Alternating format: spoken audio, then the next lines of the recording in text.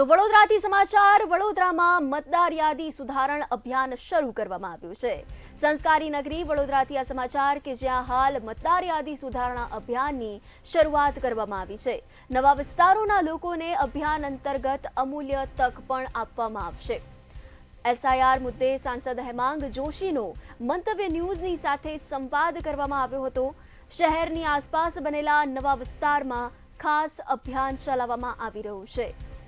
નવા વિસ્તારમાં વસવાટ કરતા નાગરિકોને હવે મોટો લાભ થશે। આ નવા અભિયાનની જે શરૂઆત કરવામાં આવી છે ત્યારે સાંસદે પણ મંતવ્ય ન્યૂઝની ટીમની સાથે સંવાદ કર્યો હતો।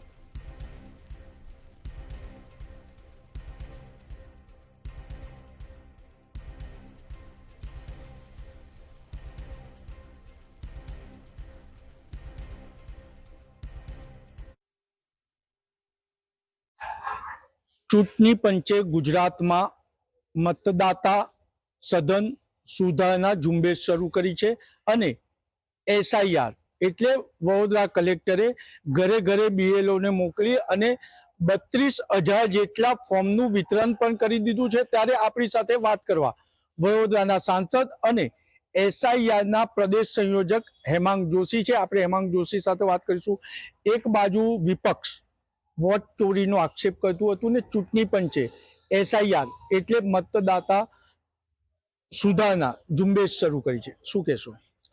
એસઆઈઆર એનો પહેલો ફેઝ બિહાર રાજ્યમાં જ્યારે હાથ ધરવામાં આવ્યો ત્યારે પણ આજે આપે કહ્યું કે કહેવાતા વિપક્ષોએ જે પ્રકારે એક એમનો પ્રોપેગેન્ડા ચલાવ્યો હતો એ તો એમનું પહેલેથી હોય છે હંમેશા। જ્યારે પણ કારણ કે એમની ચૂંટણી હવે હારવાની આદત થઈ ગઈ છે એટલે ચૂંટણી હારવાની આદત સાથે સાથે એમને કોઈને ને કોઈને આરોપ તો કરવો। ભારતીય જનતા પાર્ટી ક્યારેય હોય તો હરેક બાબતની સમીક્ષા કરતી હોય છે પણ એનામાં સમીક્ષા જેવું આવતું નથી। કોના ઉપર આપણે દોષનો ટોપલો ઢોળવો તો કે ચૂંટણી પંચ ઉપર આપણે ટિપ્પણી કરવી। એટલે ત્યારથી લઈને આ પ્રકારના પ્રોપેગેન્ડા એ તો એમની એક હારમાળા રહી છે। પરંતુ ચૂંટણી પંચે જે બિહારની અંદર જેટલા પણ અવરોધો વિપક્ષ દ્વારા ઊભા કરવામાં આવ્યા, સુપ્રીમ કોર્ટ સુધી પણ આને રોડ બ્લોક કરવાનો પ્રયત્ન કર્યો પરંતુ સુપ્રીમ કોર્ટે પણ આ એસઆઈઆર લાગુ કરવાની મંજૂરી આપી અને આપ જોઈ શકો છો 0 એરર સાથે બિહારનું એસઆઈઆરનો ફેઝ 1 પૂર્ણ થયો। ફેઝ 2 ની અંદર જ્યારે 12 રાજ્યો અને કેન્દ્રશાસિત પ્રદેશોની અંદર શરૂ થયું છે ત્યાં ગુજરાત પણ એનું ભાગ છે અને ગુજરાતમાં પણ ખૂબ જ સઘનતાથી આ અભિયાન શરૂ થયું છે। વડોદરાની અંદર પણ કાલથી જ બીએલઓએ જે ફોર્મ વિતરણ છે શરૂ કરી દીધું છે અને ભારતીય જનતા પાર્ટીના તમામ જે બીએલએ છે, બીએલએ 1 હોય કે બીએલએ 2 હોય, તેઓ પણ ઘરે ઘરે જઈને કોઈ પણ સાચો મતદાતા આ સૂચિમાંથી બહાર ના રહે એ બાબતની ચિંતા કરી રહ્યા છે। હેમાંગભાઈ, નાગરિકોને શું કહેશો? ક્યાંક ને ક્યાંક નાગરિકો મતદાનથી વંચિત રહી જતા હોય છે તો એમને જાગૃતતા લાવવા શું કરવું જોઈએ? હું માનું છું કે સૌ પ્રથમ તો નાગરિકોએ આ વિષય જરા પણ ગભરાવાની જરૂર નથી। બીએલઓ છે એ આપને તમામ પ્રકારની સહાયતા આપશે।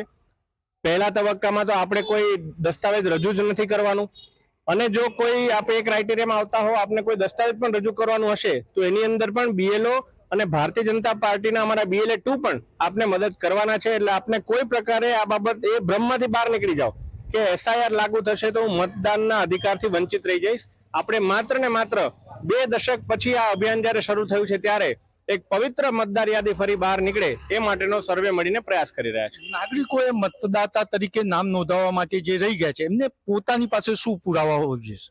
ફોર્મ નંબર 6 અને ફોર્મ નંબર 6 આપ ભરશો તો નવા મતદાતાને ઉમેરવા માટેનું છે। ફોર્મ નંબર 7 એ જે મૃત પામેલ વ્યક્તિ હોય અથવા કોઈ શંકાસ્પદ વ્યક્તિ હોય જેનું નામ આપણે ડિલીશન માટે મૂકવું હોય એના માટેનું ફોર્મ છે। અને ફોર્મ નંબર 8 કે જેની અંદર એડ્રેસ, ફોન નંબર એના કરેક્શન માટેનું ફોર્મ હોય છે।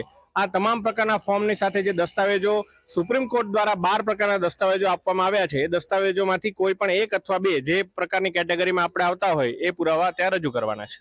છેલ્લા નાગરિકોને એક શંકા રહે છે કે બીએલઓ જે સરકારી અધિકારી હોય છે એક સોસાયટીના મકાનમાં જઈ અને સર્વે કરી નીકળી જતો હોય છે, આની પર તમે લોકો કંઈક વોચ રાખશો ખરા? એસઆઈઆર અંતર્ગત આપણા ઇલેક્શન કમિશનરે પણ જ્યારે એમણે પ્રેસ કોન્ફરન્સ કરી ત્યારે પણ જણાવ્યું છે એક બીએલઓ એક ઘરની અંદર આ 1 મહિનાની અંદર મિનિમમ 3 વાર આવશે અને માની લો કે એક વારમાં ત્યારે મતદાતા હાજર ના હોય તો બીજા 2 વાર એને ત્યાં આવી અને એની ચકાસણી કરવાની થશે। એટલે આ બીએલઓની જવાબદારી છે।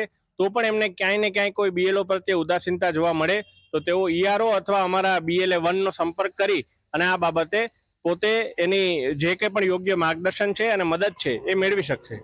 એટલે ચૂંટણી પંચ હોય, ભારત સરકાર હોય કે ગુજરાત સરકાર, કોઈ મતદાતા મતદાનથી વંચિત ન રહી જાય તેના માટે એસઆઈઆર પર ખૂબ કામગીરી કરી રહી છે. હવે જાગૃતતા નાગરિકોએ દાખવવાની છે.